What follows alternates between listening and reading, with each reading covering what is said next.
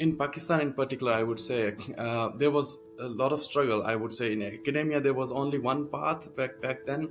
I'm talking about 90s, where I was in the high school stage. There was only one path which was considered to be the most rightful path, which is everyone has to do metric with science.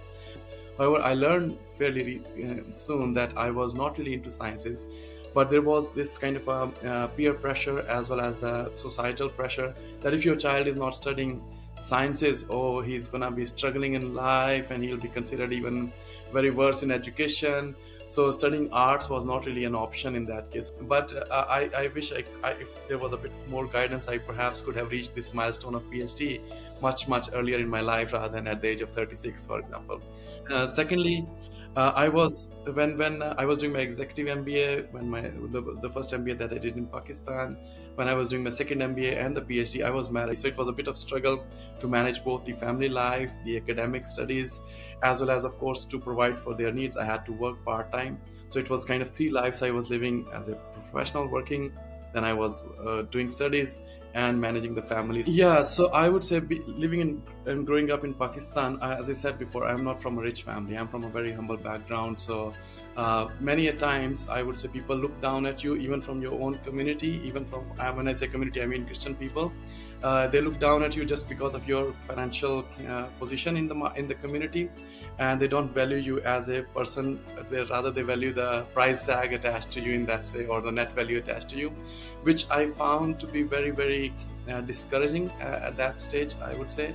When I moved from the private school to the government school for my metric studies or the O-level studies, it was a big challenge. Everyone around me was the non-Christian community, and they looked down at me that, oh, this guy cannot even drink from the same glass, because in the entire class there was only one water cooler. So my teacher apologized to me in a very humble and nice way. I'm really happy. They were also Muslims. They were very understanding in that way, and they told me that, look, we do not consider you as a kind of a truth person or something like that.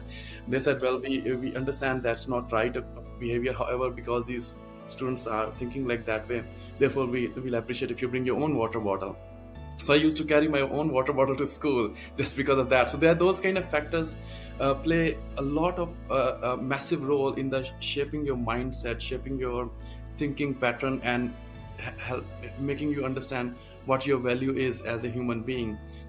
When I moved to Kyrgyzstan, the biggest challenge being a Pakistani was the visa. Even though my wife is from Kyrgyzstan, one of the biggest challenge was they were not giving me a spouse visa.